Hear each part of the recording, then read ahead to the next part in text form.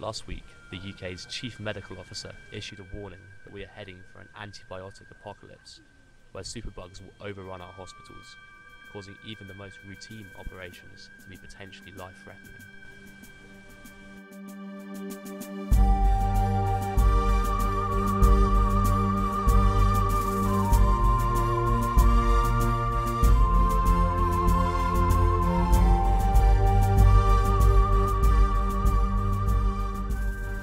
This film will investigate public perceptions of the issue of spreading antibiotic resistance. We want to know what the public know about antibiotics and whether they're concerned about resistant bacteria. We'll also dig deeper to find the facts behind the headlines. Is the antibiotic apocalypse fact or fiction? We wanted to find out what people know about antibiotics. So we went out and we asked them, what do antibiotics do and what sort of infections can they treat? They encourage the development in the body of microorganisms which actually fight the microorganisms which are actually causing. Like when we're sick, they fight for our body. It's like it's part of the immune system, right? Well, I would think they could treat, anything really in there. Bacteria, germs, of any kind, I would think. Bacteria and fungi infections and viruses as well. This isn't quite how antibiotics really work. They have been used really successfully to treat people since 1928 when Sir Alexander Fleming famously discovered penicillin. We went to Imperial College to find out more. Antibiotics are drugs that the doctor prescribes us when we're ill with bacterial infections, and the vast majority of the times they work really well and cure us. But occasionally resistance may arise. Let's see how that happens. Infections may start with just a few bacteria. As these bacteria replicate, small mistakes are made, so that not all the new bacteria are identical. These mistakes are called mutations. Occasionally, a mutation may arise that allows bacteria to be resistant to antibiotics normally used to treat the infection. Upon treatment, this bacteria will survive, whilst others die.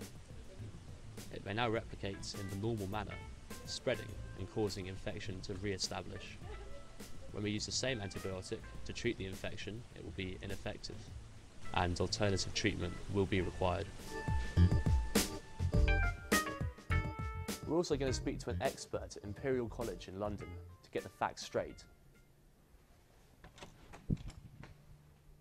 So there was a recent report by Sally Davis, the Chief Medical Officer, where she made a real thing about how antibiotic resistance was really very important for the human population, and people should understand that this was a huge risk to human health.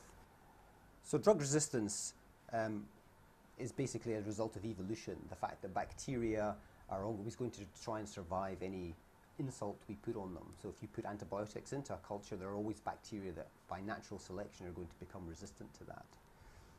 But we have to understand as well that there are other factors that relate to antibiotic resistance.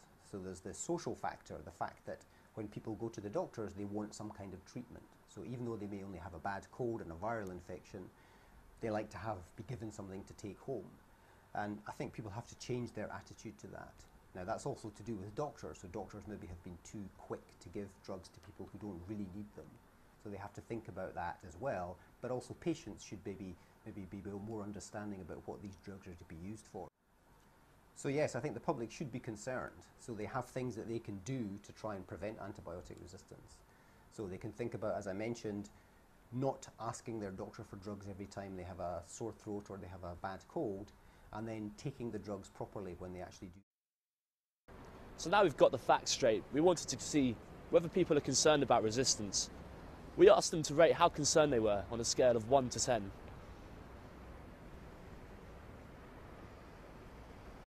About 3, really. If I was a worrying sort of a person, I'd give it a 2 or a 3. Well, I'd say 5. 2. 3. 3. As you can see, there's a big gap between what the experts believe and what the public think. This is very concerning because infection with resistant bacteria is potentially very serious indeed. So for tuberculosis, this is a real problem. So if you become resistant to all of the drugs that you would normally be given as first-line therapy and then as second-line therapy, there are really very few options left. So in some countries, it's now becoming more common to actually resect, so to cut out the bit of the lung that is diseased.